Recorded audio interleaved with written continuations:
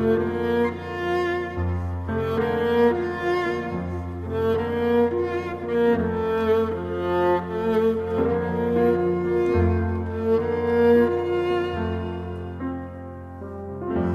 Father, siya yung tipo ng tao na hindi mahirap lapitan.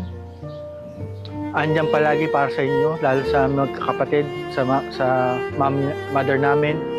Naging mabuti siyang ama, naging mabuti siyang kaibigan, naging mabuti siyang asawa, naging mabuti siyang lolo sa mga apo niya. Based dun sa mga stories na napapakinggan ko sa mga kapatid niya, sa mother niya, sobrang bait niya po. Kahit yung mga simple na occasions, pagbati, gagawin niya po lahat para lang ma-celebrate nila ng masaya. Napakasipag. Wala na yata ako masasabi na hindi kaya gawin ng tatay ko. Kasi uuwi siya kapag nalaman nila may special na okasyon, may maayos na yung kailangan silang gawin or family reunion, uuwi siya.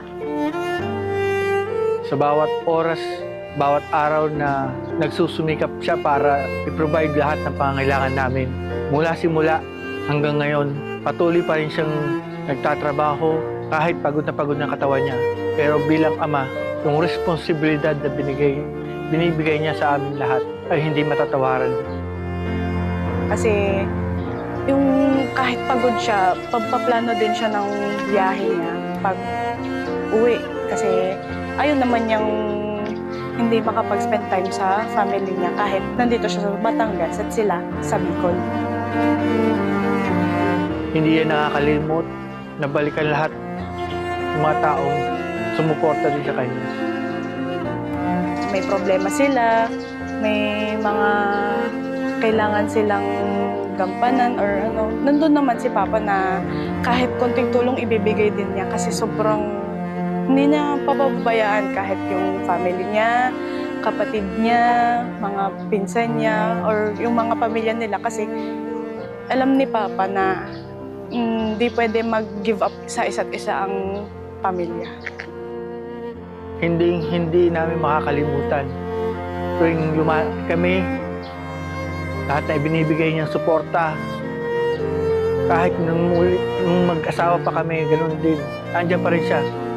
Walang humpay sa pagtulong sa amin. Kaya nga proud na proud kami sa kanya. At idolo namin siya sa lahat ng bagay.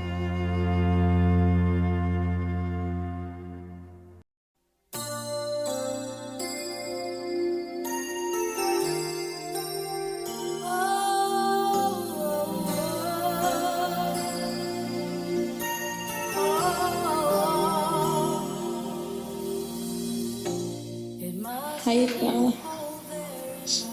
One last time. One last mass. Hindi na tayo late.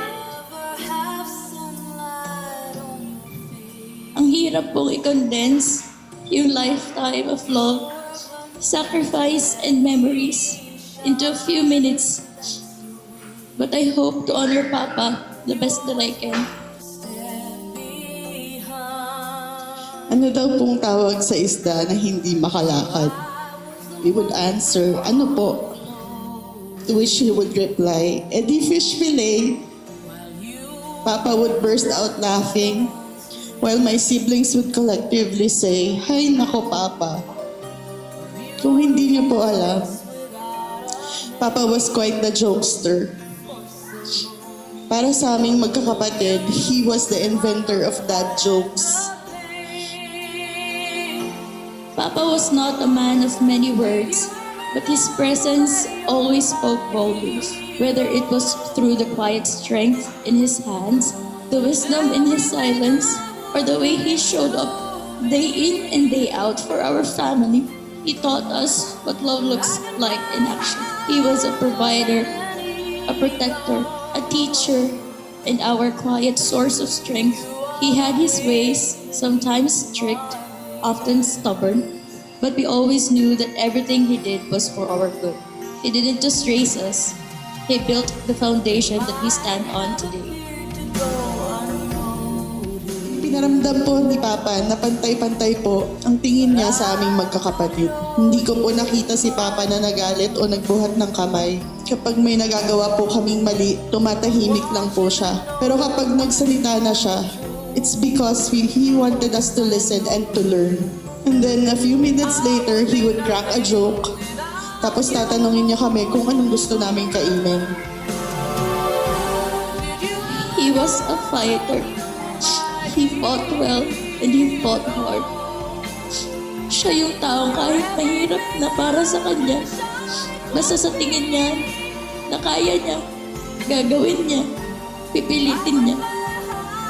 Papa was never a difficult patient. Nakita ko kung paano siya mahalin ng mga doktor niya, ng mga nurses niya. Napakabait po ni Papa. Sobra. Above all, my Papa was a very strong man. Living up to his mighty name, Hercules.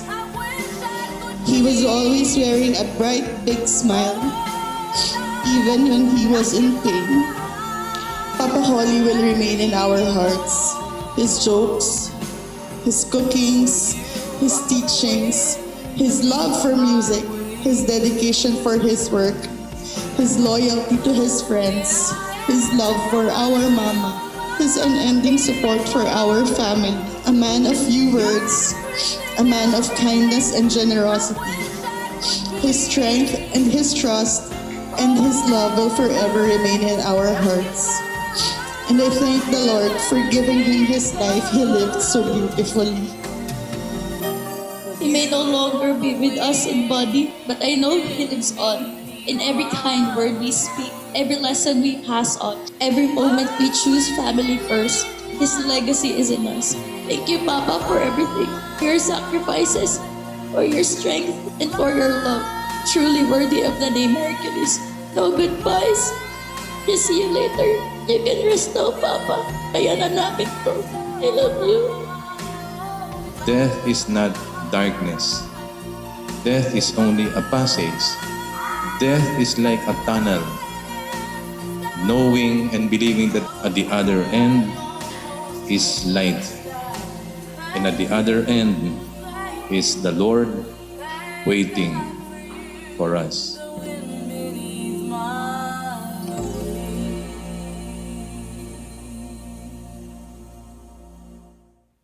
Hey Jude, don't make it bad.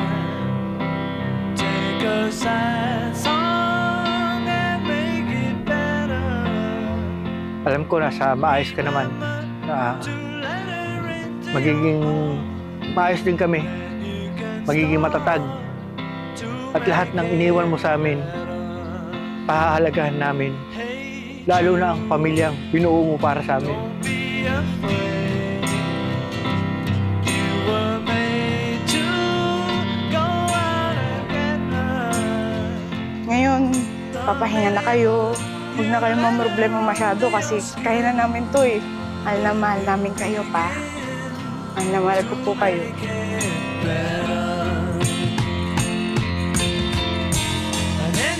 You were Tito or Dinong calling to son, Sir or Boss calling to most, but you will always be our Papa calling.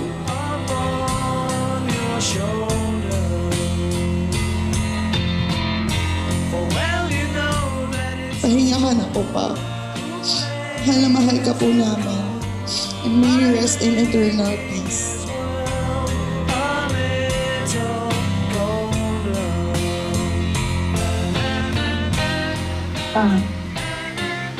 Katawan mo lang ang mawawala, pero naririto ka sa aming mga puso at isipan.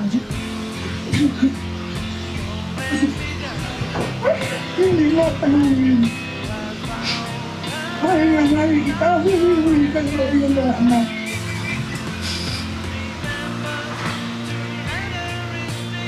Nananatili ka sa aming mga puso. To make it better. So let it out.